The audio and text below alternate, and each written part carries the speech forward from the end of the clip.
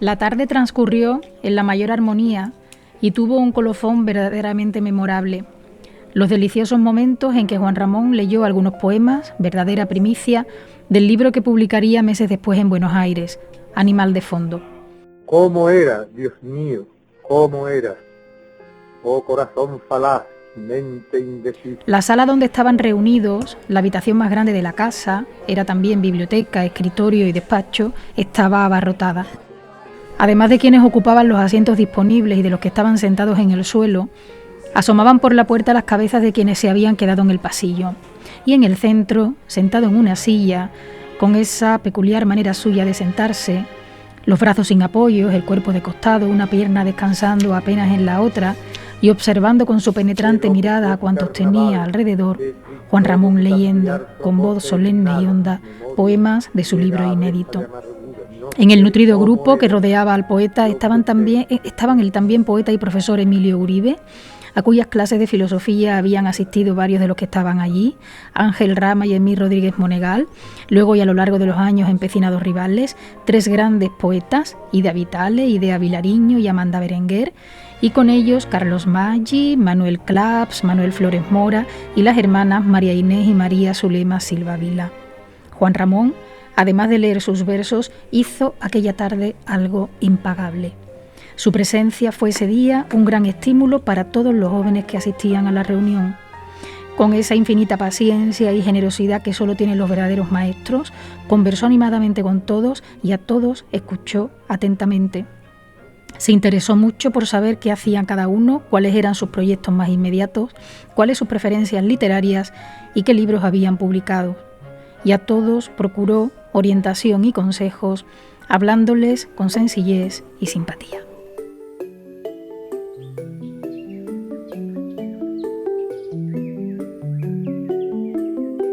Libros para comprender, un podcast de la Unión de Editoriales Universitarias Españolas, realizado en la librería del BOE.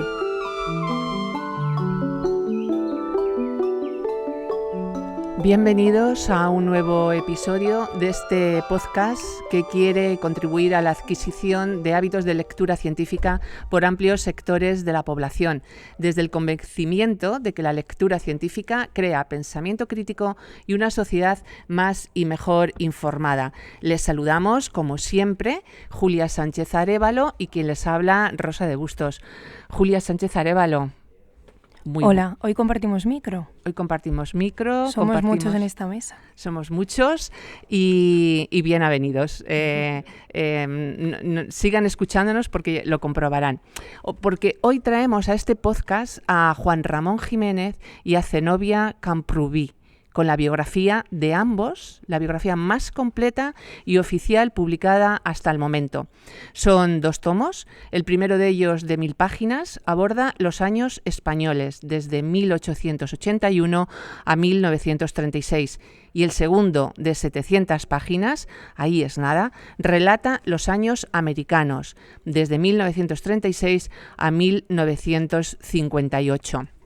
Están escritos por Antonio Campoamor González, de 84 años, hay que decirlo y hay que subrayarlo, el mejor biógrafo del poeta Premio Nobel, según la familia de Juan Ramón Jiménez, y publicados por Editorial Universidad de Huelva dentro de la colección Biblioteca de Estudios Juan Ramonianos. 2 biografías que han sido estudiadas a lo largo de gran parte de la vida del autor de ambos volúmenes y ahora escritas y publicadas para conocimiento de cualquier lector de cualquier parte del mundo. Julia Sánchez Arévalo nos presenta a los ilustres invitados de hoy, sabiendo o partiendo de la base de que lamentablemente Antonio Campoamor González, el autor, no nos puede acompañar, pero bueno, va a estar muy bien sustituido y vamos a conocer muy bien y de primera mano su trabajo por los invitados que nos acompañan. Julia. Así es, Rosa. Bueno, empezamos. Tenemos el honor de tener con nosotros a Carmen Hernández Pinzón, que es sobrina nieta del poeta Juan Ramón Jiménez. Bueno, ella continúa con la labor iniciada por su padre, Francisco Hernández Pinzón, que fue sobrino, colaborador y albacea del poeta. Carmen trabaja cada jornada para conservar el legado juanramoniano y por mantener viva su memoria. Actualmente es gerente de la comunidad de herederos Zenobria Juan Ramón Jiménez. Bueno, Carmen constituye un pilar decisivo en la conservación y difusión de la obra de este autor, o sea que no podríamos no tenerte aquí. Carmen, muchísimas gracias por acompañarnos. Muchas gracias a vosotros. Bueno, también nos acompaña Rosa García Gutiérrez, que es directora de la colección Biblioteca de Estudios Juanramonianos. Bueno, Rosa es profesora titular de Lengua Española Hispanoamericana en la Universidad de Huelva. Es una de las mejores investigadoras de Juan Ramón y Zenobia y es directora de la Cátedra Juan Ramón Jiménez de la Universidad de Huelva también. Pertenece al grupo de investigación Relaciones Literarias entre Andalucía y América y bueno, vamos a destacar su participación en 2 proyectos de investigación: Migraciones intelectuales, escritores hispanoamericanos en España desde 1914 a 1939 y Prosa de vanguardia hispánica, sobre las relaciones entre escritores españoles e hispanoamericanos en los años 20 y 30. Muchas gracias, Rosa, por acompañarnos. Gracias a vosotras por la oportunidad. Y por último, pero no menos importante, nuestro editor, Dimas Borrego, es licenciado en Historia y su vida laboral siempre ha estado ligada a la universidad. Primero en la de Sevilla, como jefe de su servicio de publicaciones, y posteriormente, desde 1994, como director del Servicio de Publicaciones de Huelva, que hoy es editorial de la Universidad de Huelva. Muchas gracias, Dimas. Bueno, bienvenidos a este podcast, a Libros para Comprender, que promueve la Unión de Editoriales Universitarias Españolas. De verdad que es un privilegio teneros aquí en la librería del BOE con nosotros para que nos contéis hasta donde podáis qué aporta esta biografía, la más completa. Vamos a empezar por el principio. Bueno, vamos a intentarlo. Carmen, responsable de conservar ahora el legado de Juan Ramón Jiménez y Zenobia Camprubí. Claro, el legado es inmenso, Carmen. En concreto, el legado literario o la parte que queríais transmitir, que queríais publicar, ¿en qué momento la familia decide poner a disposición de la Universidad de Huelva toda la documentación de Juan Ramón y Zenobia para los estudios, investigaciones, publicaciones? Bueno, ¿cómo surge eso? Eso no está así, eso como lo habéis comentado. La obra de Juan Ramón es inmensa. Él, cuando murió, más del 70% de su obra quedó inédita. Y bueno, tuvimos la dificultad de que los manuscritos, después de la guerra, se quedaron en Puerto Rico, ¿no? Por una disputa, mantuvimos una disputa jurídica con la Universidad de Puerto Rico, porque indudablemente Juan Ramón nos había hecho a la familia herederos de su legado y ellos no nos querían dar su legado. Y entonces, bueno, después de muchos años, porque Juan Ramón muere, como sabéis, en el 58, hasta el año 70 no se llega a un arbitraje, porque no había solución al conflicto. Y entonces se llega a un arbitraje por el cual se decide que los manuscritos se queden en Puerto Rico, los posteriores a la guerra. Y luego pues que la familia tenía derechos sobre ello, pero claro, eso ha dificultado muchísimo su obra y la labor editorial, porque no hemos podido contar. Todo el que quería hacer un libro con Juan Ramón tenía que pedir un permiso e ir a Puerto Rico. Bueno, luego posteriormente vino, pero muchos años después hemos estado trabajando en esas condiciones, con fotocopias, haciendo viajes a Puerto Rico, trayéndonos las cosas en las peores condiciones, porque ni en la sala había siquiera una fotocopiadora, y con fotografías. Mi padre se compró una cámara muy buena y entonces allí hay miles de documentos. Y porque no solamente es el archivo Juan Ramón, es un archivo de todo la Edad de Plata, que se llama, porque ya hay cartas de todos los autores, no solo españoles y extranjeros, porque las relaciones de Juan Ramón fueron universales, y entonces cualquier persona que esté interesada en cualquier poeta español o cualquier o extranjero de contemporáneo Juan Ramón tiene que pasar por esa sala, ¿no? Y bueno, cuando llegó el trienio Juan Ramoniano, 2006-2008, bueno, pues la presidenta de Diputación de Huelva, Petronila Guerrero, me planteó a mí que, bueno, a mi padre estaba un poco delicado de salud, Fue nuestra intención siempre contar aquí con ese material, la posibilidad de digitalizar los archivos. Quisimos contar con la ayuda del Ministerio de Cultura, que no quiso participar en el proyecto, y entonces pues se hizo con la colaboración de la Residencia de Estudiantes, y gracias a eso se ha podido digitalizar, pues no te diría como un 80% del legado que puede haber allí, aunque nos falta todavía bastante. Y bueno, en esas condiciones hemos tratado de dar a conocer, porque si dejábamos de publicar por esas razones, Juan Ramón se olvidaba. Y entonces hemos tratado haciendo ediciones como parciales, para que la gente supiera la riqueza que hay ahí, ¿no? Y lo actual que está Juan Ramón, que yo creo que Juan Ramón de esa generación es el que tiene mayor actualidad. Y es un poeta del que tanto se ha escrito, tantísimo, porque toda la persona que trató a Juan Ramón ha escrito sobre él, pero del que nada se sabe. A Juan Ramón lo han colocado una serie de tópicos y cosas que poco o nada tienen que ver con su personalidad, ¿no? Y así ha pasado, ha caído como una persona antipática, cae mal y tal, y eso ha sido lo más complicado de desmontar, más que su obra, porque su obra, yo creo que cualquier persona que entiende poesía o que entiende literatura se tiene que descubrir ante ella, porque es para descubrirse. Pero, claro, choca con la mala reputación que tiene de persona irascible, de persona aislada, de persona que nada tiene que ver. Y esta biografía de Antonio Campoamor viene a demostrar eso, que nada tiene que ver, y es muy necesario, es imprescindible que haya un tipo de una biografía como esta, que caigan todos esos tópicos y que eso es lo que impide a la gente entrar en la obra de Juan Ramón, que es una persona que cae mal, que cae antipático, ¿no?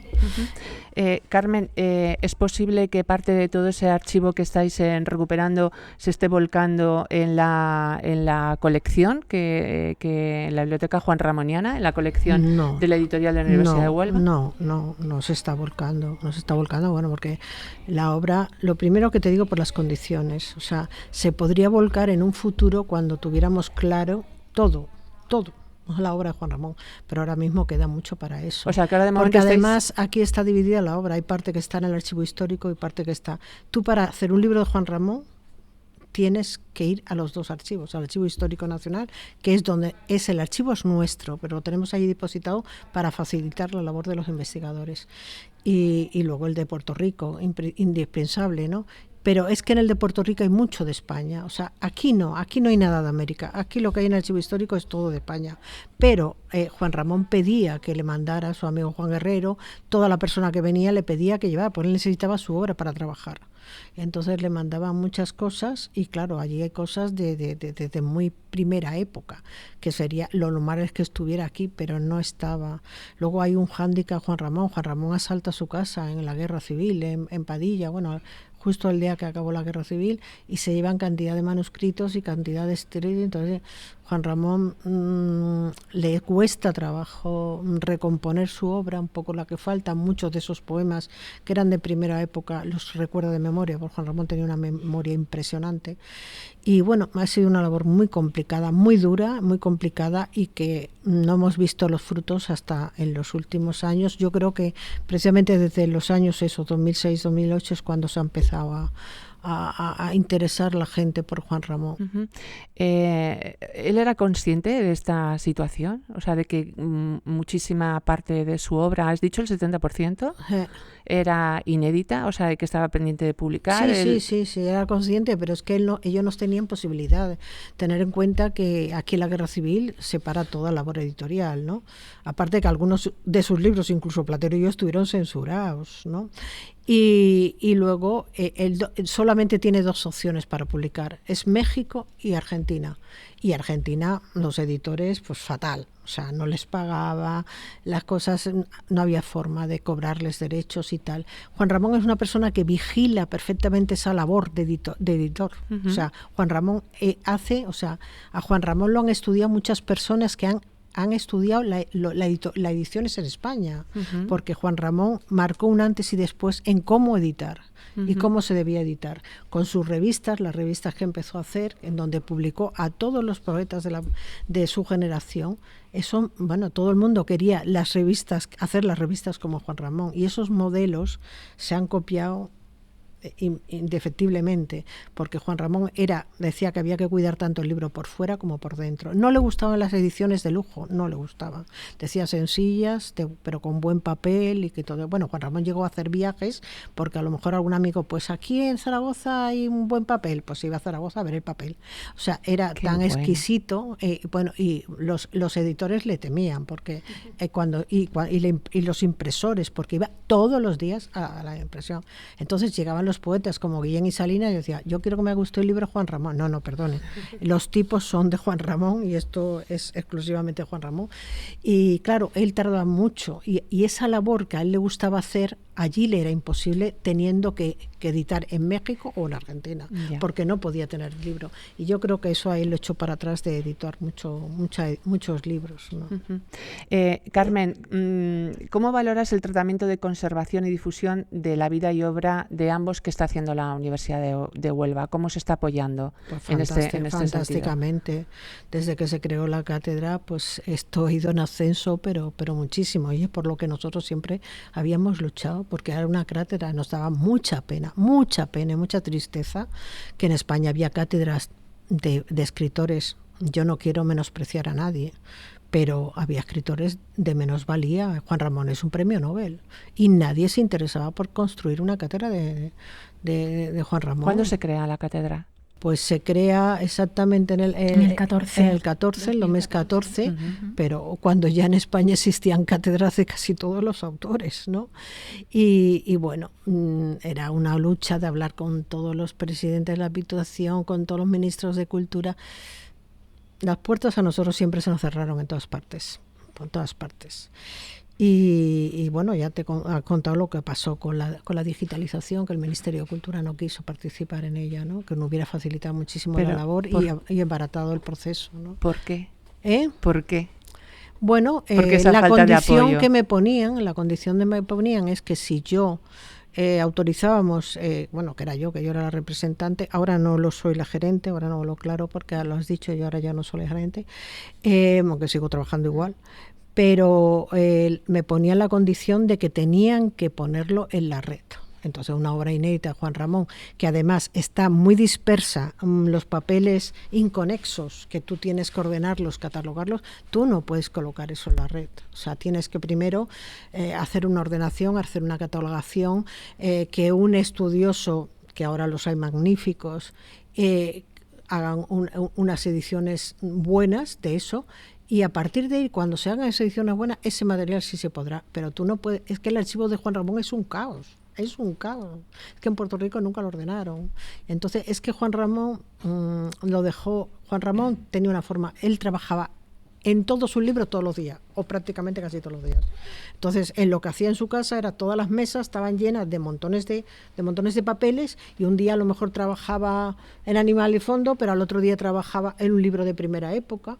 Ten en cuenta que de primera época hemos sacado en los últimos años muchísimas ediciones. Todos esos materiales de los años 9, del 10, del 11 estaban libros inéditos, libros de amor, La Frente Pensativa, Arte Menor, bueno, una cantidad de libros impresionantes que se quedaron inéditos. Y Juan Ramón seguía, porque a él le gustaba no corregir los poemas, él decía revivirlos, porque él decía que los revivía, que los volvía, que los vivía de nuevo, ¿no?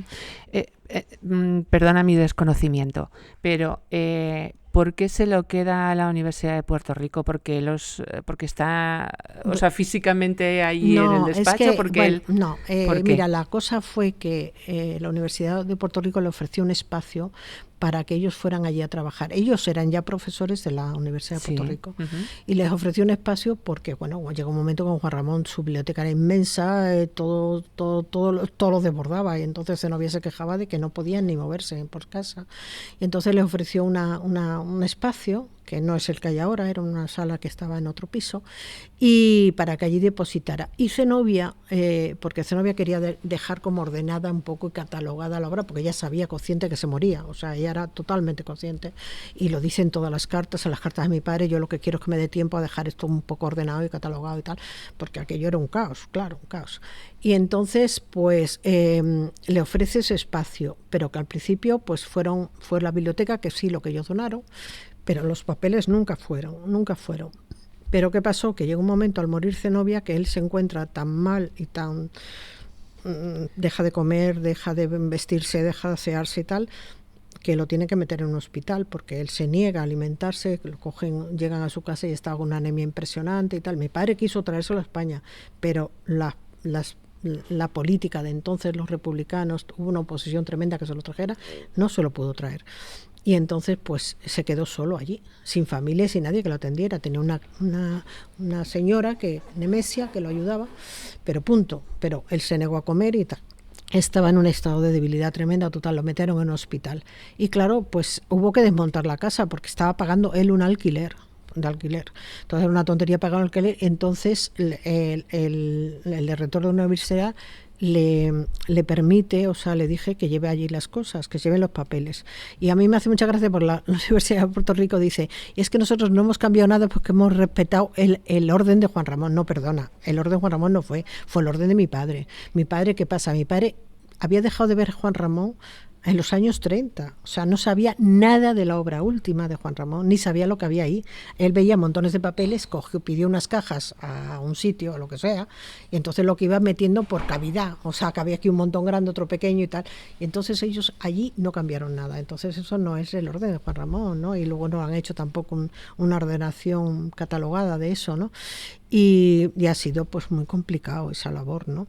Y entonces, bueno, por eso cuando llega el momento de la muerte y se ve que Juan Ramón deja a su familia todo el legado, comprenderás que si le deja el legado es absurdo que no le deje los papeles, porque entonces, ¿qué es el legado? ¿Qué es el legado? ¿Qué es el legado? Si allí estaba el 70% de su obra, ¿no? Claro. Y entonces, pues lo que tenemos que hacer es entablar un pleito contra la universidad porque ya no quería soltar los papeles. Y claro, estamos desde el año, imagina, nosotros desde España, ellos en América, con un tribunal, con una abogada puertorriqueña, con un tribunal puertorriqueño, o sea, allí no teníamos nada que hacer. Y entonces pues llega un momento que mi padre se cansa, porque a todo esto, en ese tiempo, prohibida terminantemente la entrada a la familia. Y entonces tenemos que llegar a un arbitraje y entonces pues ellos cedemos la posesión del papel, pero no el contenido. Ya sabéis distinguir el contenido y el continente, el derecho de autor, y el derecho de autor los tenemos nosotros, ¿no? Y por eso ha sido tan complicado en esos años que no existía la digitalización y todo eso, pues eso porque era base de ir allí, de estar. Mi padre se pasó 6 o 7 meses en Puerto Rico copiando, a veces a mano, porque no había ni fotocopiadoras buenas, salían borrosas, se tuvo que ir a la isla de San Tomás a comprar una máquina fantástica que tenía un foco muy grande y bueno. O sea que la digitalización os ha venido fenomenal, pero decías que todavía no está todo digitalizado. No está todo digitalizado y bueno, es una de las cosas que tenemos pendientes y que Rosa tiene como misión un poco a ver si podemos aclarar, porque hasta ahora ha habido unas relaciones magníficas con yo presumo de haber sido amiga de todas las directoras de la biblioteca, de la sala Zenobia Juan Ramón, pero bueno, ahora mismo hay una persona que no facilita la labor.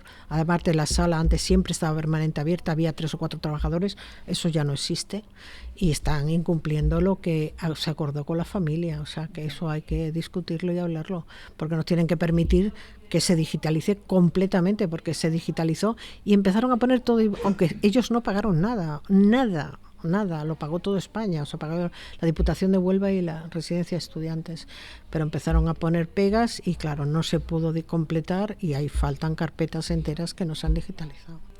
Pues muchísimas gracias, Carmen, por compartir con nosotros este contexto que nos sirve para darle mucho más valor a este libro y a toda la tarea que hace Rosa como directora de la colección y la Universidad de Huelva publicando todos los libros, ¿no?, de Juan Ramón, incluida esta biografía. ¿Qué supone para ti y para la familia esta biografía que ahora se publica? Y la segunda pregunta es, primera, ¿qué supone para ti, para la familia, y qué supondría para Juan Ramón y para Zenobia? Juan Ramón y Zenobia, y sobre todo Zenobia, quería que se conociera a su marido, y por eso luchó y por eso trabajó toda su vida, ¿no? Incluso sus reconocimientos, porque si no llega a ser por Zenobia no le dan el premio Nobel porque él nunca hubiera movido un papel, porque él decía que mejor qué mejor premio el que pueda uno dedicarse a lo que le gusta, ¿no? Y entonces, pues, esta biografía es la lucha nuestra, que se conozca Juan Ramón. Luego no queremos que a todo el mundo le guste Juan Ramón, o sea, cada uno puede elegir quién le guste, ¿no? Pero por lo menos que se le conozca. Pero es que no se le ha conocido nunca a Juan Ramón, ya te digo, es continuamente atacado, pero es todos los días. Mi padre era de los que contestaba todas las cartas, a todos los artículos. Yo le decía, mira, es que papá, no me va a dar la vida en ello. O sea, si tengo que contestar todas las cosas que dicen de Juan Ramón, es que no me va. Y de Zenobia, gracias a Dios, a la labor de la cátedra, de la Fundación Juan Ramón Jiménez, de la Residencia de Estudiantes que está editando sus cartas y sus libros, pues gracias a eso se va conociendo más a Juan Ramón, pero ha sido una labor complicada porque antes nos cerraban las puertas, a nadie le interesaba un libro inédito de Juan Ramón. Nosotros hemos estado suplicando porque nos edite, suplicando, incluso dando libros gratis para sacarlos. O sea, Juan Ramón, por ejemplo, tiene un libro que son los libros de Madrid, y ni la comunidad ni el Ayuntamiento de Madrid le ha interesado nunca ese libro. Tú imagínate que un premio Nobel francés escribe un libro sobre París. Yo creo que nos lo darían al bajar del avión. Y aquí es que no le interesó a nadie publicar, cuando tiene unos textos preciosos sobre Rosales, sobre la Puerta de Alcalá, sobre todo Madrid. Tiene unos textos maravillosos y nadie le interesó. O sea, y ha sido nuestra lucha antes el tratar de poner la chispa y que la gente le interese. Por eso esa biografía es tan importante. Y el trabajo que ha hecho Campoamor, yo me quito el sombrero, porque es una persona que lleva 52 años trabajando única y exclusivamente. Bueno, él tenía su trabajo particular, porque además el mérito que tiene Campoamor es que no es un hombre de letras, él trabajaba en un banco. Y entonces, sin embargo, un día leyó un poema de Juan Ramón, se quedó encantado y a partir de ahí empezó a buscar información sobre Juan Ramón, y es una de las personas que ha sido felicitado por la directora de la Biblioteca Nacional más antiguas que está trabajando, que lleva 50 años siendo la Biblioteca Nacional. Madre mía. 50 años trabajando día tras día, salía del banco y se iba a la Biblioteca Nacional a leer todo lo que salía de Juan Ramón, todo. Y entonces tiene un mérito para mí que yo me inclino entre él y cualquier Juan Ramoniano que se preste tiene que acudir al libro de Juan Ramón, no necesariamente, porque además él ha tenido el tesón y eso de entrevistar a todas las personas que conocieron a Zenobia Juan Ramón, que en el tiempo que él empezó, en el año 68, muchas de esas personas vivían. Y entonces fue a visitar una por una a todas, se carteó con todos los amigos de Juan Ramón. Y entonces, pues claro, tiene una información privilegiada. Ha tenido. Impresionante y extraordinario. Y Rosa, no tenemos aquí al autor, lamentablemente, pero cuéntanos, porque bueno, tanto Carmen como tú lo conocéis su trabajo, habéis seguido con él, o sea, habéis seguido su trabajo, o sea, toda su investigación. Bueno, Carmen ya nos ha adelantado algunos detalles. Dice Carmen que fue todo a raíz de la lectura de un poema. ¿Cuándo comienza a investigar la vida de Juan Ramón y Zenobia? ¿Y cuándo descubre la necesidad de publicarla? ¿O ha sido una decisión colectiva? Bueno, al final el proceso que va a conducir a estos 2 tomos que tenemos aquí, a estas casi 2.000 páginas de biografía de Juan Ramón, bueno, es un proceso lento y que tiene su complicación. Efectivamente, Antonio no pertenecía al mundo académico, pero sí era un hombre al que le gustaba la poesía, que hacía sus pinitos también en el ámbito poético y queda, bueno, enamorado de alguna manera de la obra poética de Juan Ramón y a ir de una manera muy admirativa, recopilando información, documentación sobre Juan Ramón Jiménez. Ahí ya muy pronto entra en contacto con la familia de Carmen, con su padre, con Francisco Hernández Pinzón, y publica una primera biografía que se llama Vida y obra de Juan Ramón en el año 76. Pero sería algo así como el chasis o el esqueleto de esta biografía ampliada y mucho más detallada, pormenorizada y erudita que tenemos ahora de estos 2 tomos, que él se propone ampliar a partir de ese primer trabajo del 76, que fue la primera gran biografía, ¿no?, que se publica sobre Juan Ramón. Entonces él dedica como dice Carmen pacientemente, durante años a transitar la Hemeroteca Nacional, la Biblioteca Nacional, a entrevistarse. Y a entrevistarse no solamente con gente en España que conoce a Juan Ramón y a Zenobia, sino a iniciar relaciones epistolares con gente que lo conoció en las Américas, en Estados Unidos, en Cuba, en Argentina, en Uruguay. Y eso es un material fundamental de esta biografía, de la segunda parte de los años del exilio, porque él tiene cartas personales de gente que lo conoció que aporta una información que hasta este momento no se conocía, no estaba puesta a disposición del público, ¿no? Pero sus primeros años los dedica a ampliar. Él divide la vida de Juan Ramón y es una división, razonable y clara entre los años americanos, los años españoles, primero los años españoles y luego el exilio y por tanto los años americanos. Y durante décadas trabaja en la ampliación de la primera parte de los años españoles que se publican en La Unía, hace ya más de 20 años, unos 20 años. Claro, eso se convierte casi en la Biblia de quien estudia no solamente Juan Ramón, sino, como decía Carmen también, la literatura española y el campo cultural intelectual español de la primera mitad del siglo XX, o al menos hasta el año 1936, porque la cantidad de información que aparecía ahí en años españoles es enorme.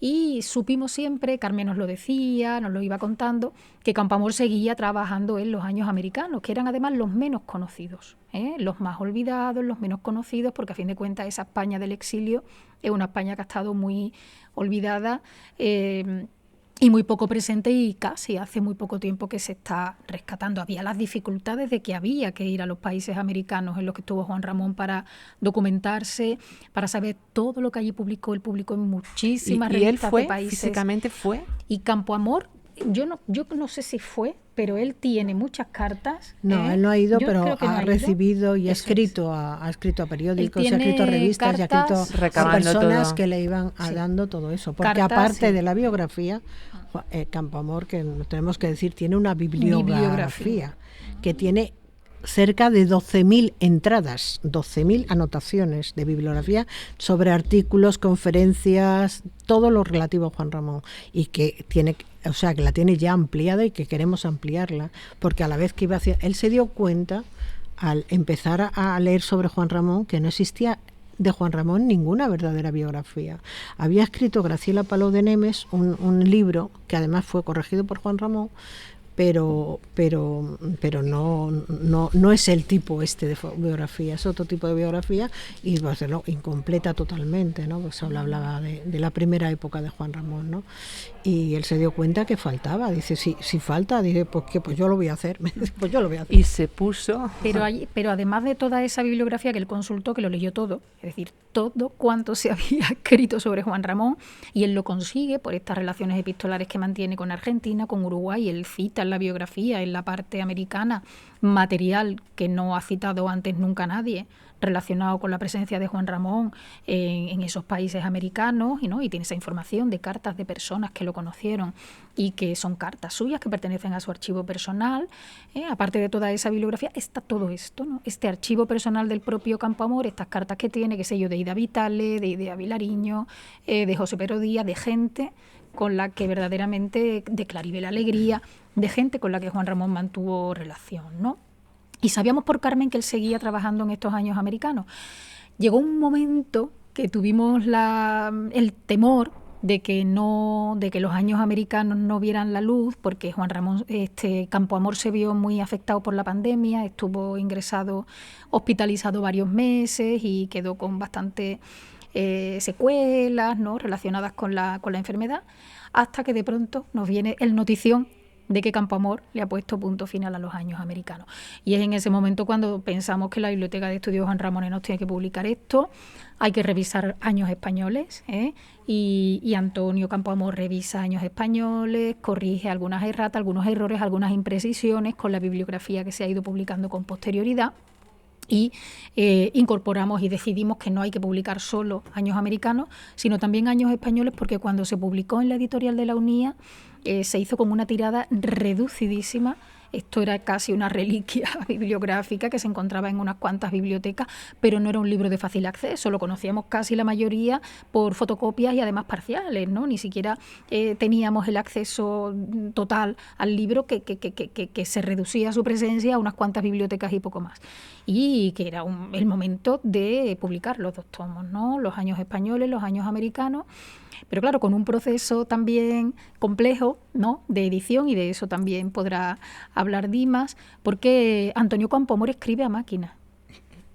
Antonio Campoamor no escribe a ordenador, de manera que esto era es un trabajo colectivo, quiero decir, se necesitaba la ayuda cómplice y la ayuda y el cariño y la confianza, claro, habrá fotos de eso, con anotaciones habrá fotos y con anotaciones a mano, ¿no? Entonces, si no tenemos la suerte de tener, ¿no?, de componer esta familia bien avenida entre el Centro de Estudios Juan Ramoniano, la Casa Museo, la Cátedra, la Biblioteca de Estudios Juan Ramoniano, esto hubiera sido imposible, porque han sido las documentalistas que trabajan en el Centro de Estudios Juan Ramoniano las que han tecleado las 2.000 páginas escritas a máquina por Antonio Campoamor, y gracias a ella la comunicación con Campoamor ha sido fluida, pero en las primeras pruebas de imprenta ha habido que imprimirlas, enviarlas, él las ha corregido a mano.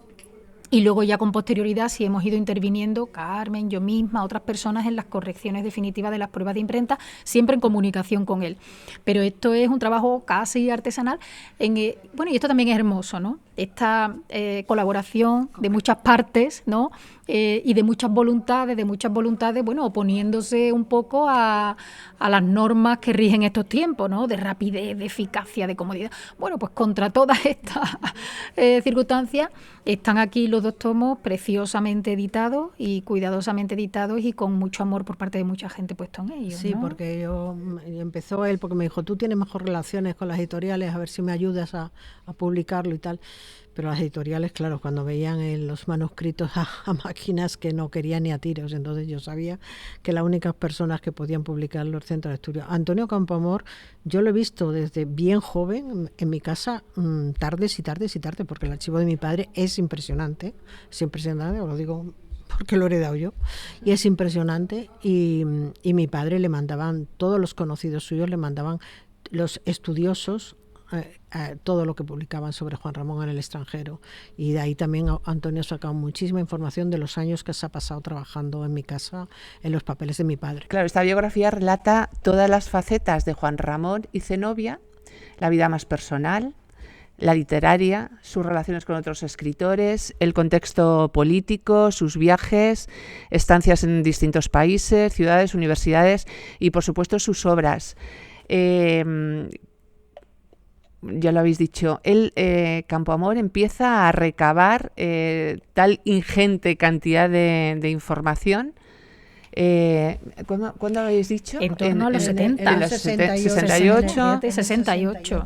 La primera, 68 en el 76 es la primera biografía, que todavía, ya digo, es el chasis de esto, ¿no? Pero es al menos el andamiaje, ¿no?, de lo que va a ser esto, ¿no? En el año 76, pero está desde los años 60 hasta la pospandemia, que siente que ya está cerrada. Pero hay que tener en cuenta, claro, hay que tener en cuenta que estamos hablando de la vida de un poeta que publica sus primeros poemas en 1898 y que está escribiendo, bueno, hasta que ya la muerte de Zenobia lo abate. Él hasta el extremo, extremo, 54. ¿no? La situación hasta de 1954 le escribe. Entonces, estamos hablando de alguien que escribe en esa enorme cantidad de tiempo obras absolutamente fundamentales para entender toda la tradición poética moderna, y que además es testigo y protagonista de una serie de acontecimientos históricos de enorme relevancia, ¿no? Desde las guerras mundiales a toda la transformación en España que tiene que ver con la creación de la Institución Libre de Enseñanza, la residencia de estudiantes, la Guerra Civil Española, el exilio, la aparición de nuevas promociones poéticas y de nuevas generaciones poéticas en los 2 lados, en el otro costado también, ¿no?, en los 2 costados del océano, como decía Juan Ramón, es decir, de alguien que es definitorio de décadas que son absolutamente fundamentales en el mundo hispánico, tanto en España como en Hispanoamérica, en lo literario, en lo intelectual y en lo político. Es decir, que es recorrer esa vida esa vida que está vertebrando, ¿no? Hilando tantísima cantidad de acontecimientos poéticos, intelectuales, políticos, casi requiere que sea la obra de toda una vida, ¿no? Y esto es el mérito en gran medida también de Antonio Campoamor, y probablemente él lo ha podido hacer porque está fuera del ámbito académico, porque ahora mismo el ámbito académico casi hace imposible que se hagan obras de toda una vida, ¿no?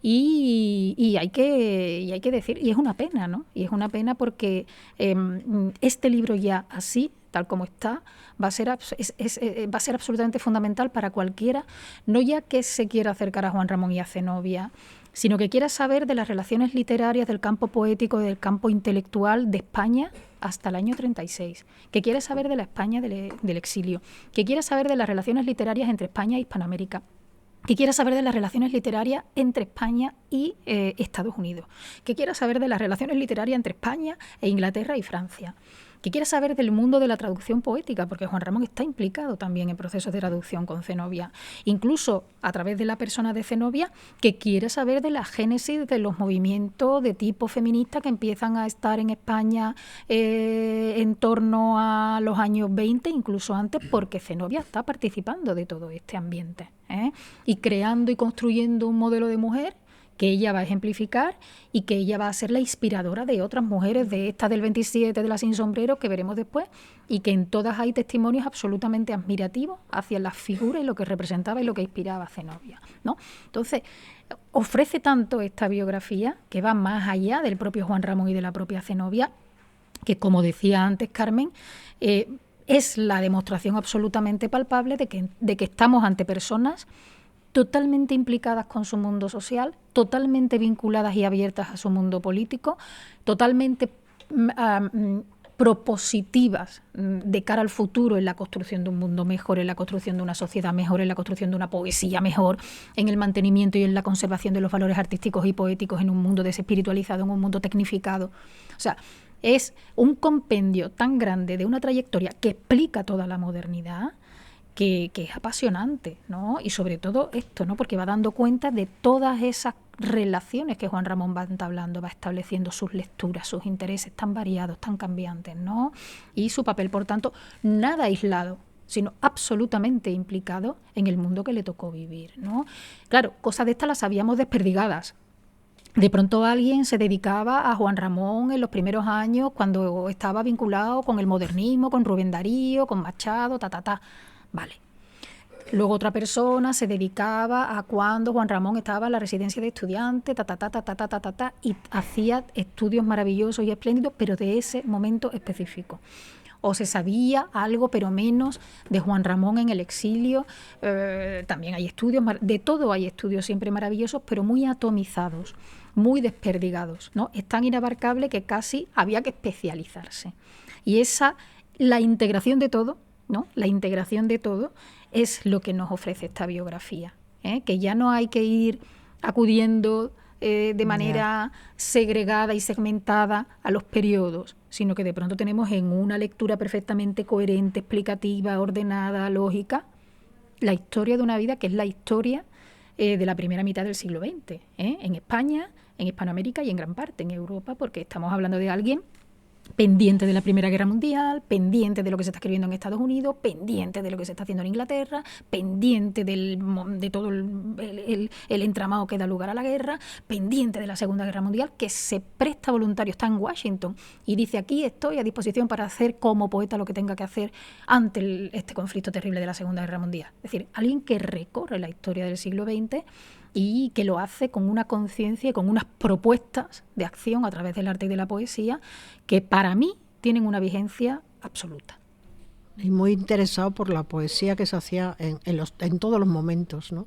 Por eso él está pendiente y se suscribe a todas las revistas de la gente joven, se cartea con todos los poetas de las generaciones siguientes y bueno, y está muy implicado y con los poetas jóvenes de Cuba, de Argentina, del Uruguay y de México, o sea, muy implicado y suscribiéndose a todo, interesado por todo, abierto a todo, carteándose con todos esos poetas, que yo tengo correspondencia, tenemos en nuestro archivo correspondencia con todos los poetas. Y o sea, todo esto eso, desde desde el dolor profundo de todo lo que había pasado y entendiendo esto como lo que él tenía que hacer frente al dolor, contra el dolor del exilio y casi como antídoto contra un mundo que cada vez estaba más fragmentado, marcado por la violencia, marcado por el enfrentamiento, marcado por valores muy utilitaristas, muy progresistas, y para él su tarea, desde ese dolor de la experiencia del exilio, es cultivar la poesía con los jóvenes, estar con los jóvenes, apoyar la obra poética con los jóvenes, porque ahí es para él la salvación, donde está la salvación. Él vivió para y por la poesía, vivió en todos sus campos, vivió para y por, tanto en su faceta sur como en ayudar a los demás, a que fueran grandes poetas, ayudar. Porque él decía que eso era su labor, de ayudar a los jóvenes. Uh-huh. Antes comentabais que en algún momento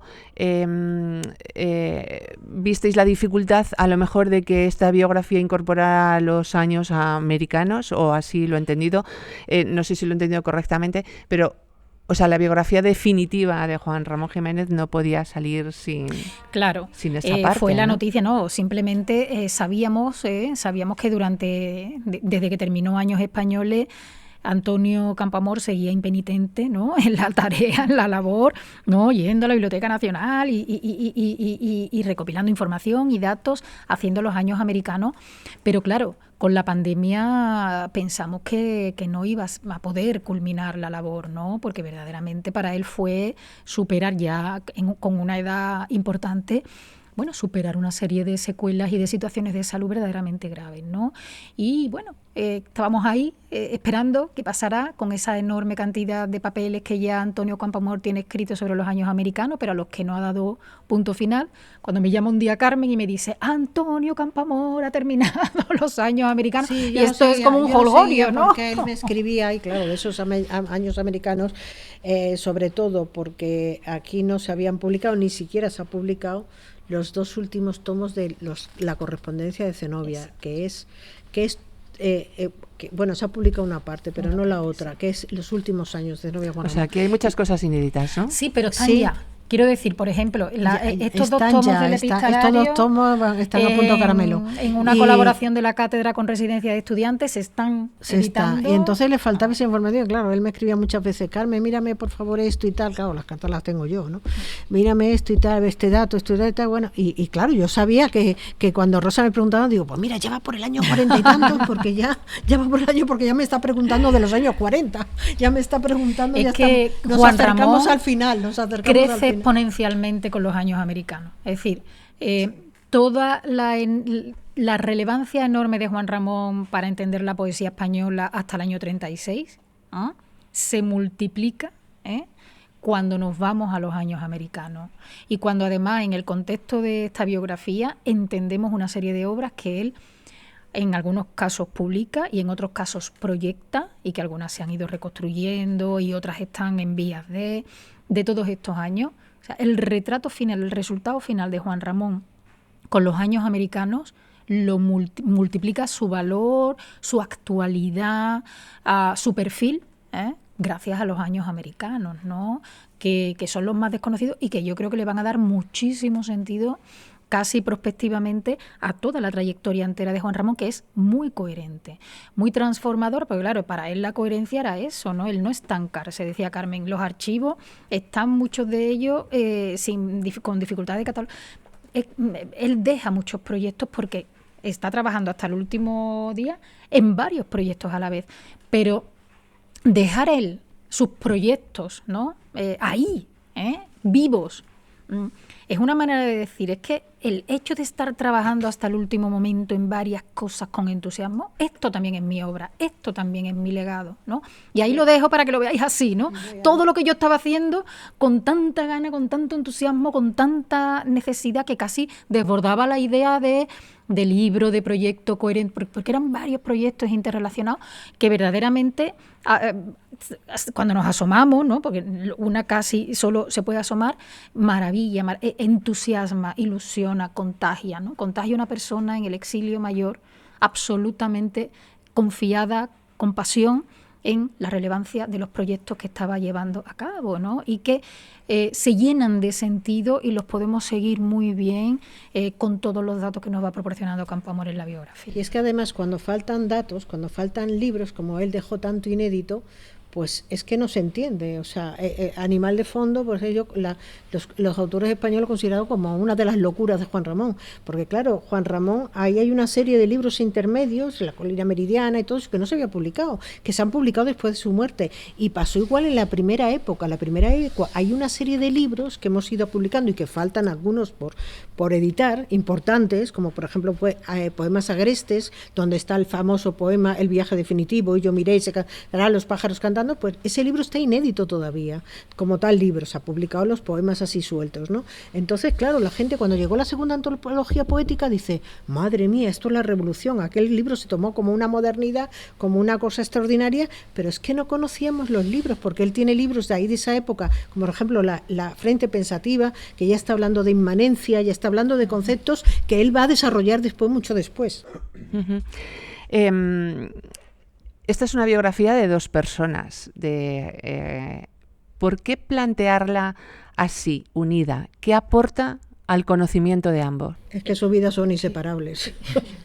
Que no podemos entender a Zenobia sin Juan Ramón y a Juan Ramón sin Zenobia. O sea, es que la vida de ellos dos a mí me parece bien. Aunque, bueno, se ha hecho alguna biografía de Zenobia, pero a mí siempre me ha molestado no, yo soy feminista, como somos todas, creo, las mujeres, pero que se lo quieran separar de Juan Ramón. O sea, si es que Zenobia, o sea, Juan Ramón sin Zenobia, nadie Juan Ramón, porque Zenobia se podía haber casado con un novio que tuvo americano, Chattu, el Mr. Chattu, y que era de Boston, un pretendiente muy rico y un abogado y tal y que cual, pero no hubiera sido una mujer de la sociedad, con una labor, pero no la hubiéramos conocido como tantas feministas americanas, ¿no? Pero es que se casó con Juan Ramón. Bueno, para ella además una mujer de esa categoría, ¿no? Y de esa inteligente al inteligencia, máximo, de esa sensibilidad, de ese compromiso social, ¿no? Esta mujer probablemente necesitaba tener al lado un hombre que fuera capaz de desarrollar una obra y también de tener un talante, una personalidad, en fin, que a ella le entusiasmara, ¿no? Porque ella cree en gran medida en la grandeza de la obra de Juan Ramón. Ella no lo ayuda a pasar a máquina los poemas porque la obligan a un mandato de género, ¿no? Afortunadamente, si las pruebas del feminismo de Zenobia están todas y cada una de ellas ahí, ¿no? Y ayuda porque ella está convencida de que esa obra se tiene que conocer y de que esa obra de su marido es maravillosa y de que las conferencias que pronuncia su marido sobre cuestiones políticas y sobre cuestiones poéticas en América se tienen que conocer. Y ella quiere colaborar en esto, porque ese mensaje que está transmitiendo Juan Ramón es también su mensaje en gran medida, con independencia de que ella emprenda otras muchas actividades. Que las emprende y que son importantísimas y que por supuesto que las llevan paralelo, pero ella quiere estar ahí. Ella dice, bueno, pero lo dice en algún momento, no, yo creía que me gustaba escribir hasta que vi a alguien que verdaderamente entendía la poesía desde un compromiso más profundo y era capaz de crear unas obras que el efecto que generaban en tanto transmitir un espíritu poético a la sociedad era mayor que el que yo podía hacer. Ella tenía otros muchísimos talentos y además talentos que fueron innovadores en la España de la época. Cuando ella presta atención a las artesanías españolas, va a ser una decoradora con un gusto exquisito a la que contratan en los paradores, a la que contratan incluso en la Hispanic Society, para la Casa de las Españas de la Universidad de Columbia, porque tenía unos conocimientos y una categoría a la hora de seleccionar y elegir los productos artesanales y artísticos españoles. Traduce. Es la que tira para adelante con las traducciones de Tagore porque a ella le fascina Tagore y es ella, ¿no? Pero ella también sabe o prefiere por su perfeccionismo que para que la traducción tenga el halo poético tagorino le tiene que dar el toque Juan Ramón. Y dice, yo puedo hacer una traducción perfecta desde el punto de vista de la corrección lingüística. Pero yo me quedo más conforme, yo me quedo más satisfecha, puesto que estamos hablando de un escritor de Tagore muy lírico, si Juan Ramón las mira y es capaz de transmitirle a lo que yo hago ese aliento lírico, porque si no tiene ese aliento lírico ya no es tan Tagore, ¿no? Entonces ella emprende y hace millones de cosas, está metida en el liceo, un club femenino, está metida en la residencia de señorita, es la que a la que le piden ayuda para un programa de becas de estudiantes españolas de la residencia con universidades estadounidenses, porque ella tiene mucha vinculación con la comunidad norteamericana asentada en España, y con Susan Huntington, que llevaba una institución de estudiantes norteamericanas en España. Ella hace 1.000 millones de cosas, pero entre esas 1.000 millones de cosas, una que ella quiere hacer por voluntad es colaborar, participar en que eso que escribe su marido, y que, como decía Carmen, pues algunas veces él, como está escribiendo, no lo termina, o tiene algún momento de situación depresiva por las que él atraviesa en su vida, y eso es así, ¿no? Situaciones de abatimiento y de depresión muy profunda, en donde ella está, de alguna manera, colaborando para que este fuego no se apague, ¿no? Porque cree en esto, cree que lo que está escribiendo su marido merece llegar, merece ser escuchado, se lo cree ella, lo comparte profundamente y quiere participarlo. Impulsa ¿no? su obra. Y cuando Claro. ella ve, como por ejemplo le pasó en Cuba, que Juan Ramón, con el exilio, la guerra, eso lo estaba matando por dentro, aparte de todas las noticias que llegaban a lo extranjero muy complicadas y a veces erróneas y tal, y el sufrimiento tan grande que tenía, aparte de haber perdido algún familiar muy querido, que Zenobia lo veía que allí él no trabajaba. O sea, él estaba dedicado a hablar con los jóvenes, con los poetas jóvenes, que le parecía ya bien. Ella estaba también desencantada del mal comportamiento que habían tenido luego los jóvenes con él en España. Y entonces ella, cuando ve que su marido no está bien y no está trabajando y no está volcado en su obra, porque esa es su misión. Ella tiene un escrito que dice Juan Ramón y yo, que se llama Juan Ramón y yo, que dice que se dio cuenta que era su misión en la vida era ayudarlo a él y apoyarlo a él para que él triunfara, porque él realmente era una persona, se dio cuenta, ella era muy inteligente, que era una persona valiosísima. Y entonces ella dijo que sabía que era la misión de su vida. Bueno, yo creo que Juan Ramón ha tenido mucha suerte en la vida y después. Zenobia en vida, Campoamor, luego Antonio Campoamor, Carmen, Rosa y Dimas, con el que vamos ahora, después de una última pregunta que quiero haceros. Si los protagonistas, Juan Ramón y Zenobia, leyeran la biografía que de ellos ha hecho Antonio Campoamor, ¿qué le dirían a Antonio Campoamor? Le habría gustado, indudablemente.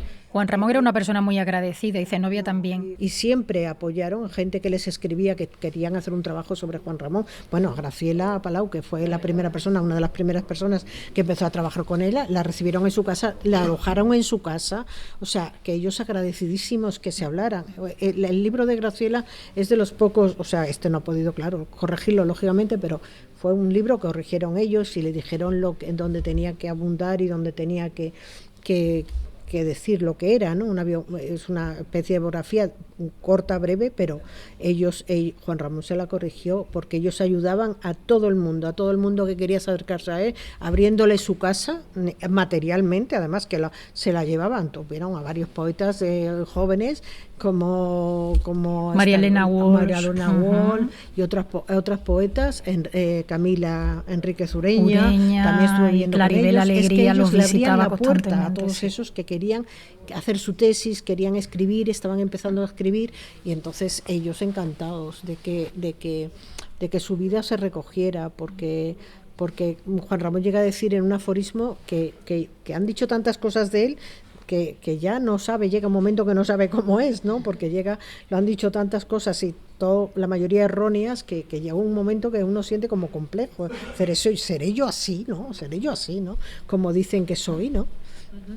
Y sí, quizás, bueno, solamente querría quizás añadir una cosa, y independientemente de que a lo mejor pues, algún detalle dijera, bueno, pues mira, no era así, esto podría pasar, ¿no? Indiscutiblemente por parte de uno u otro. Lo que sí es verdad es que, o me parece, que en este libro, ¿no? de tan largo aliento, de toda una vida de Campoamor haciéndolo, hay una serie de elementos, ¿no?, que tienen que ver con la vocación, con hacer un trabajo por vocación, porque ya digo, Antonio Campoamor no es del ámbito académico, él no gana nada con esto, ni lo gana nada a nivel de retórica universitaria, ni de nada de sesenios, ni económico, es decir, es un trabajo producto de una vocación sostenida en el tiempo, libre también, porque es una vocación absolutamente elegida, en un tema elegido, desarrollado durante un tiempo elegido, y es un trabajo que tiene un componente de resistencia, ¿no?, de resistirse a ciertos elementos que hoy en día rigen la escritura académica también, y en tanto acto de resistencia, acto de vocación y acto libre, ya con esto nada más, y siendo muy consciente del contexto en el que estamos hoy, a la hora, ¿no?, de desarrollar el trabajo artístico y académico, pues Juan Ramón y Zenobia ya esto lo valorarían, aunque pudieran decir en algún momento, pues mira, cuando dices no sé qué, pues era exactamente, vale, quién sabe, ¿no? Pero una valoración absoluta de un trabajo que tiene este componente de vocación, de libertad, de resistencia, no un poco a contrapelo de la contemporaneidad, estaría absolutamente aplaudido. Cada dato que aporta este libro ha sido cotejado, asegurado, llamado al que lo ha escrito para ver si era verdad o no era verdad y dónde se ha basado. O sea, cada detalle que ha puesto en este libro es que Campoamor llega hasta las últimas consecuencias y no se conforma con lo que pone o con lo que lee, sino que llega e investiga. Si este dato dice que ha salido de tal sitio, él se va a la fuente, de la revista, lo comprueba, lo coteja, o sea, cada dato que da. Maravilloso. Dimas, cuando todos estos proyectos llegan a la Universidad de Huelva, pues claro, la Universidad de Huelva se encuentra con un tesoro, ¿no? Un tesoro, no sé si inabarcable, pero bueno, infinito, porque estoy segura que os va a dar muchas alegrías desde el punto de vista de la Cátedra de Investigación y desde el punto de vista editorial. ¿Qué aporta? Está aquí la directora de la colección, pero quiero escucharte a ti. ¿Qué aporta esta biografía a la colección que ya tenéis? Vamos a empezar diciendo que la colección es una colección muy joven, apenas 10 años. ¿Pero ya tiene cuántos títulos? Tiene ya sus 14 títulos. Pero lo que aporta sobre todo esta obra, yo creo que es visibilidad. Todo lector, todo investigador que quiera adentrarse en el mundo juanramoniano tiene que pasar por esta obra. Y nos va a aportar visibilidad porque, como está editada dentro de la colección, lógicamente va a arrastrar el resto de títulos que, por cierto, tienen mucha venta y tienen mucha visibilidad. El volumen que relata los años de España ya había sido publicado con anterioridad, como nos ha comentado Rosa. ¿Cómo se hace Editorial Universidad de Huelva con los permisos para reeditarlo? Porque claro, el proceso de conseguir los archivos tal tiene su miga, como ha comentado Carmen y como nos ha ilustrado Carmen, pero luego también hay otra serie de recuperar pues cosas. Más fácil de lo que parece. Cuando Rosa presenta el proyecto se detectan que hay problemas contractuales con la anterior edición, que es la UNIA, sí. Y ahí hay que reconocer que las gestiones de Manolo Minchón, que lo hizo bien, y la UNIA, que dio muchísimas facilidades, han resuelto el problema. Vamos, que se resolvió en poco tiempo. Ninguna dificultad por parte de la UNIA. Todos fueron facilidades por parte de la UNIA y aquí tenemos el producto. Pues genial, así se consiguen las cosas, hablando. Se entiende la gente. Dimas, 1000 páginas, 700 otro. Son obras con una extensión poco habitual, no sé, corrígeme si me equivoco. ¿Qué retos implica este hecho a nivel de edición y publicación? En primer lugar, lo que dice, es poco habitual, 1700 páginas. Muchas páginas. El reto, como ha dicho antes Rosa, era que estaban escritas a máquina.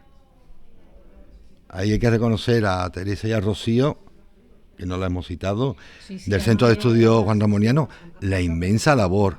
Hay que reconocer posteriormente el trabajo de Carmen, de Rosa, de los referees, porque la obra, a pesar de que no se ha dicho todavía, ha pasado pareciego. Ah, muy bien. Sí. A esto hay que decirlo. Porque es normal.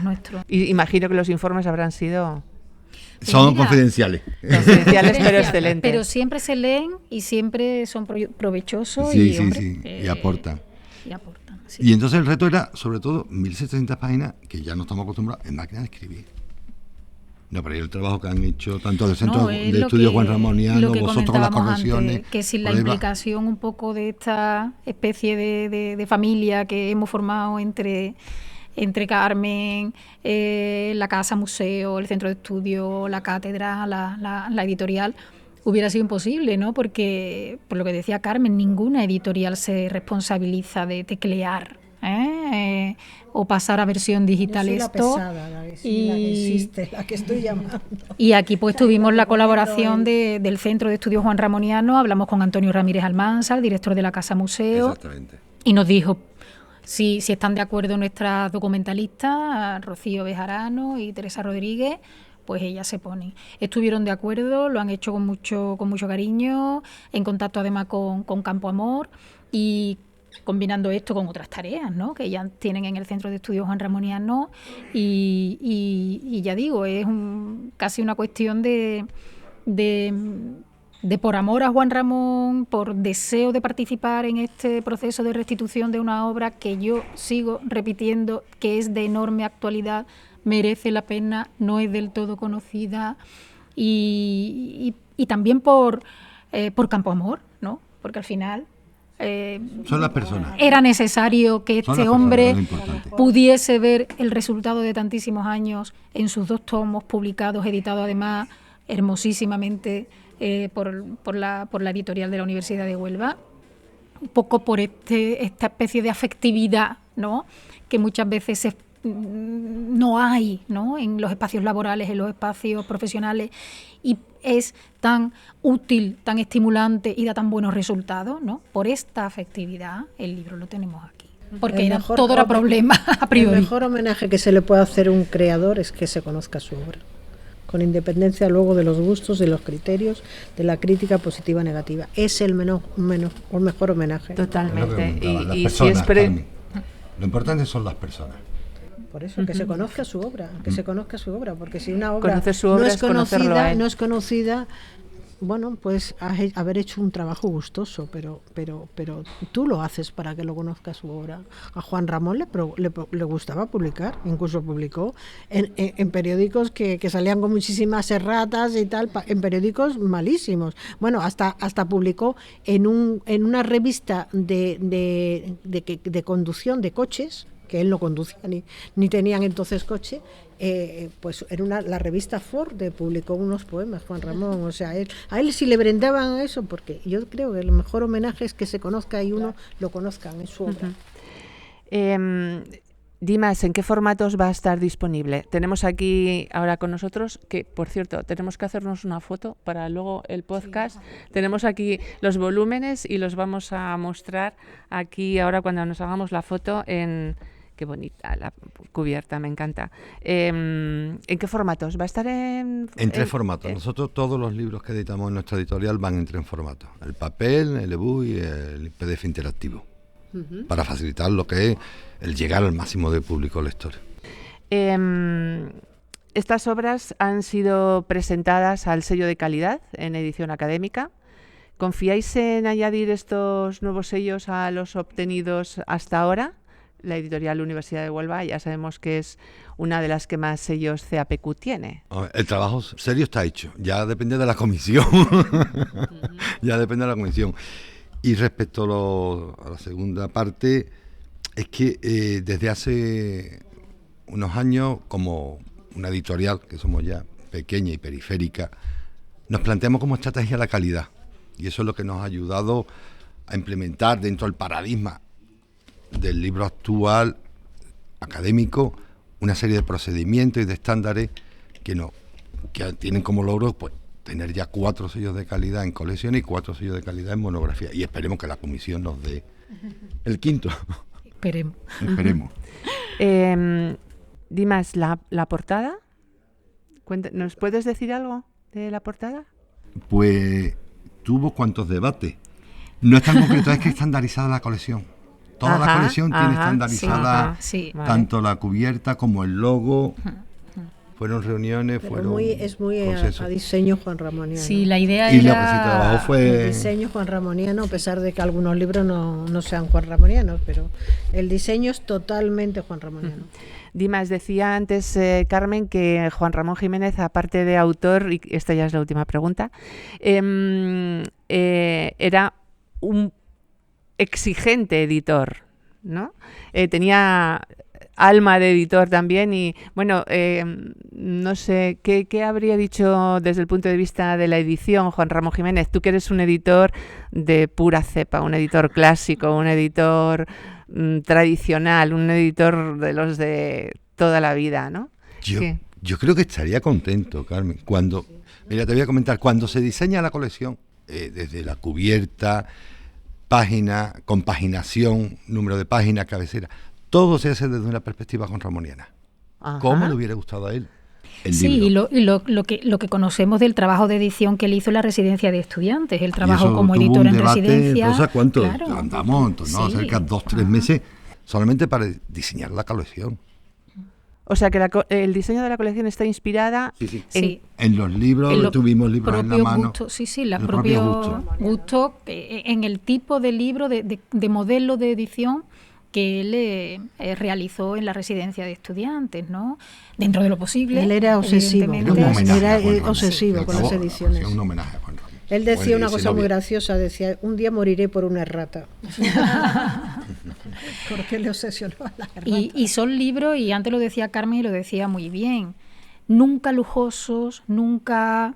Esto no es para él, la edición bella, ¿no? Es más lo sencillo, lo pulcro, el tamaño de la página, los colores, ¿no? Y eso es un poco lo que se ha intentado, que sea sencillo, pero que sea pulcro, que tenga esta elegancia suya, ¿no? Que él quiso darle al libro, y esa era la intención, ¿no? Que de alguna manera también sirviera de homenaje a su labor editorial. Detalles, ¿no? Como el colofón, que ya se están perdiendo hoy en día en los libros. Se ha intentado buscar un libro que le hubiera gustado a él. Un mimo al objeto libro, que Juan Ramón valoró tantísimo, ¿no? Y que yo pienso que deberíamos seguir valorando extraordinariamente, porque en sí mismo probablemente el objeto libro es insuperable, ¿no? Como portador de la escritura. Y que hemos nosotros cuidado. Antiguamente no podíamos elegir ni nada, porque Juan Ramón no era aceptado o admitido o no interesaba a las editoriales. Y hemos tenido que pasar por muchísimas portadas, por muchísimas cosas que no nos gustaban nada. Yo algún libro incluso lo he tenido que forrar porque me daba daño. Yo digo, si Juan Ramón me va a salir, me va a levantar, pero que lo diga, que lo hago con la mejor intención de que esté en el mercado, ¿no? A veces teníamos que elegir y decir, vale, es que esta colección es horrorosa, es que a lo mejor tenía que seguirla y es feísima y tal. Y dice, vale, sí, pero si no lo sacamos, le dices que no a una editorial de hacer un libro de Juan Ramón, pues no lo hace. Entonces queríamos que estuviera en el mercado, aunque sean ediciones fuera. Por eso últimamente tratamos de que las ediciones, ahora que gracias a Dios las editoriales se interesan por el poeta, por exigir un poco el que sean ediciones bellas, no sea, porque Juan Ramón decía que un libro en una edición fea te dice una cosa distinta a uno al mismo en una edición bella. Totalmente. Fondo y forma, de eso saben mucho, pues efectivamente, los editores. Julia, te paso la palabra para que... Vale, que no necesitas el guión. Te paso la palabra para que hagas este cuestionario conciencia a Rosa, que se ha prestado, en ausencia de Antonio Campoamor, el autor, se ha prestado a hablar, yo creo que por ambos, por él y por ti. Yo creo que voy a decir que hablo por mí, porque no soy capaz de pensar que hablo por él. Bueno, hablaré por mí y ya está. Vamos allá, venga. Vale, Rosa, pues empezamos, ¿vale? Lo más interesante de una editorial universitaria. Bueno, la posibilidad de zafarse en cierto modo de ciertas dictaduras que ahora mismo tienen los procesos de edición de tipo comercial, y poder actuar con una cierta libertad y con un cierto respeto a las normas propias del trabajo académico. ¿Qué es lo que más valoras en la figura del editor universitario, ahora que no nos oye? Bueno, pues antes hablaba Dima de las personas, y si algo yo he valorado del tiempo que he estado trabajando con Manuel Minchón, con Dimas, ¿no? Con la gente de publicaciones, es la pasión y el entusiasmo humano. Yo creo que ese amor puesto al trabajo, para mí, es de un sentido profundo y de un estímulo enorme, y la pasión, el entusiasmo, y luego el trabajo bien hecho, indiscutiblemente, ¿no? La seriedad con respecto al trabajo, pero dentro de la afectividad, y el lanzarse a editar libros un poco a contrapelo de lo estandarizado, pues eso es lo que valoro. ¿Qué te evoca la expresión de ciencias y letras? Wow, pues un debate antiquísimo,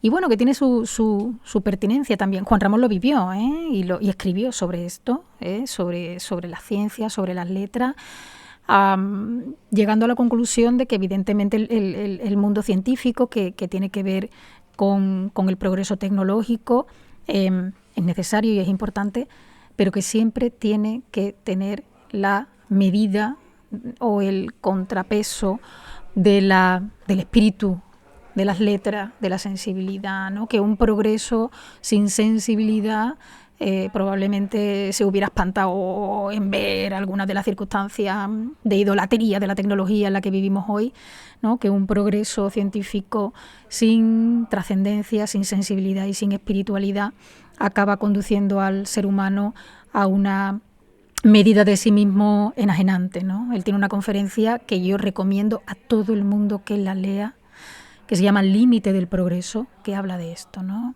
De en qué momento hay que limitar determinada concepción del progreso tecnológico y científico porque empequeñece al ser humano, ¿no? Y cómo la única manera de potenciar un crecimiento profundo de la persona es cultivando al mismo tiempo, entrenando al mismo tiempo el músculo de la sensibilidad, el músculo del espíritu, el músculo de la belleza, ¿no?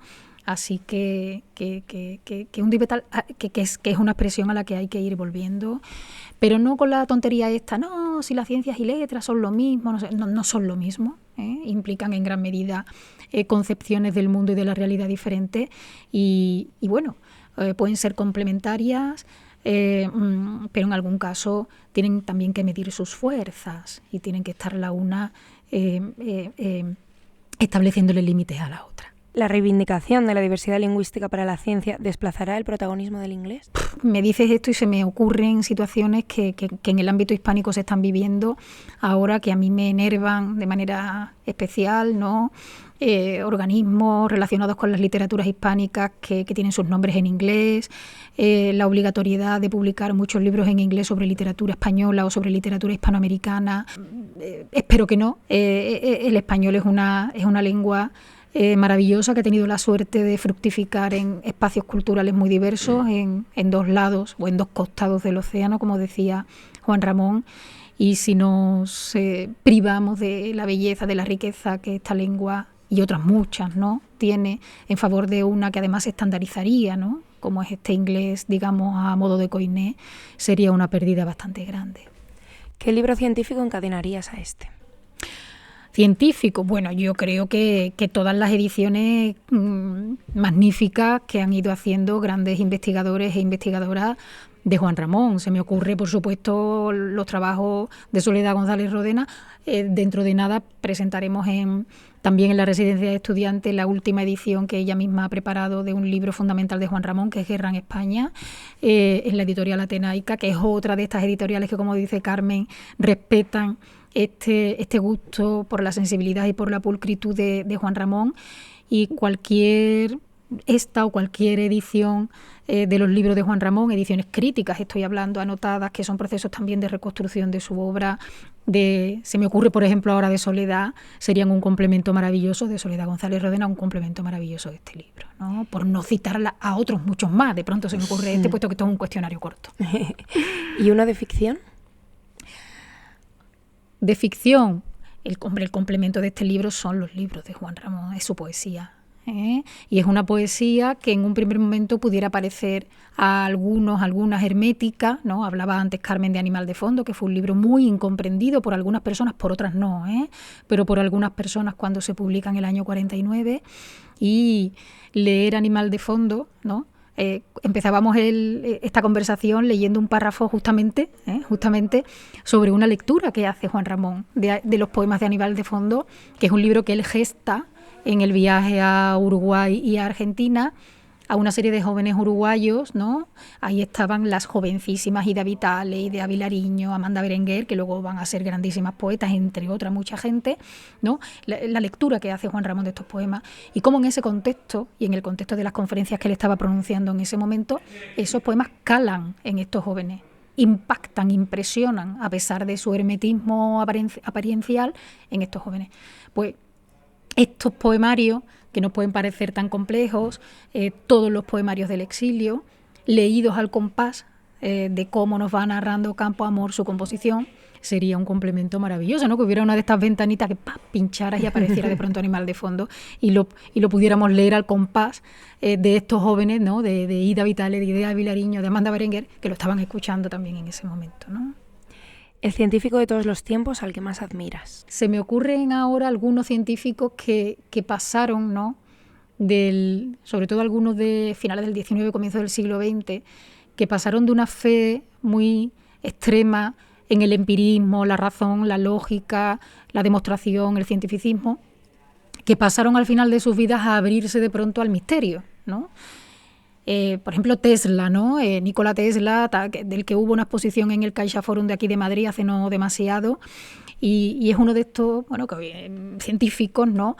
Que viene, ¿no? de lo que hoy solemos comúnmente identificar con la ciencia, y que empieza en ella desde el abrazo firme y absoluto con los presupuestos del positivismo y del cientificismo decimonónico y de comienzos del siglo XX, ¿no? Todo lo demostrable, empírico, racional y lógico es la ciencia, lo demás no, y acaba su vida muy volcado hacia la metafísica, hacia la espiritualidad, y entendiendo que quizás lo mesurable, lo empírico, lo lógico y lo racional está muy bien, pero que quizás no es suficiente. Se nos queda hambre de otras cosas, ¿no? Rosa, ¿cuál ha sido el libro de Juan Ramón Jiménez que más veces has releído? Hubo una reconstrucción con el nombre Política Poética, que fue uno de estos libros, ¿no? Que Juan Ramón proyecta. Esta reconstrucción la hizo Germán Bleiber, aunque sin un estudio introductorio importante, no es una edición crítica. Y justo con Soledad González Rodena tenemos el proyecto de hacer una reedición bastante ampliada con respecto a esa primera que se hizo y anotada y demás. Y en últimos trabajos que he hecho, artículos y algunas conferencias, me he centrado fundamentalmente en esto, en estas conferencias que él pronuncia, que forman política poética, algunas en Estados Unidos, otras en Argentina, y cuanto más las leo, más me apasionan, más sorprendentes y actuales me parecen y más inspiradoras me parecen. Y son quizás la parte más desconocida de la obra de Juan Ramón. ¿Cuál es el próximo libro de la colección? Pues mira, tenemos ya prácticamente a punto de entrar en imprenta. Aquí estamos con Juan Ramón. Pues tenemos un libro sobre Zenobia. Tenemos, porque Zenobia también la tenemos la adoramos, la admiramos. Nos parece una figura clave de la cultura de la Edad de Plata española, que es una cultura en la que el protagonismo de las mujeres todavía está por mostrar. Ella fue una pieza importante en ese mundo en el que las mujeres hicieron muchas cosas maravillosas en esos años. Y es un libro que se llama Zenobia and Company, y que tiene que ver con las redes intelectuales, artísticas, familiares que Zenobia establece a lo largo de su vida, tanto en España como en América, redes fundamentalmente femeninas, contactos que mantiene con otras mujeres en el mundo de la creación, en el mundo de la gestión educativa, en el entorno de la institución libre de enseñanza, también en el exilio, en la universidad, cuando da clases en Maryland y demás. Y es el resultado de 2 congresos que organizamos en Huelva, con la cátedra, y con la coordinación de Mariluz Bort, que es una profesora que fue becaria postdoctoral en la Universidad de Huelva bajo mi tutorización, bajo mi dirección, y que ahora es profesora en la Universidad de Málaga, y que es la que ha hecho posible estos volúmenes, este volumen colectivo en el que nos acercamos a ese entramado de redes que Zenobia crea, y que complementan esa faceta que comentábamos antes de mujer absolutamente implicada y vinculada con el legado de Juan Ramón Jiménez. Qué interesante, estaremos muy, muy atentos. Estupendísimo. Y para terminar, Rosa, ¿qué banda sonora le pondrías a este libro? Falla, por supuesto, porque Falla fue un músico al que Juan Ramón apreció, valoró, conoció.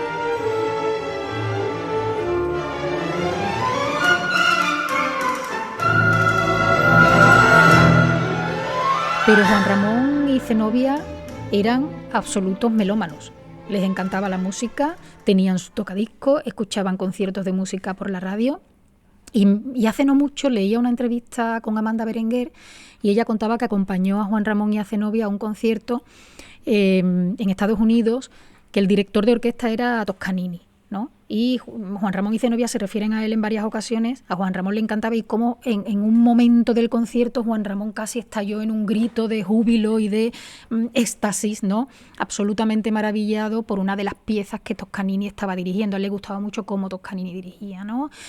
Así que quizás si se pudiera recuperar del pasado ese concierto de Toscanini al que se refiere Amanda Berenguer, y eso lo pusiéramos por la tarde y por la mañana pusiéramos a Falla, eso sería quizás el concierto perfecto del gusto de Juan Ramón y de Zenobia.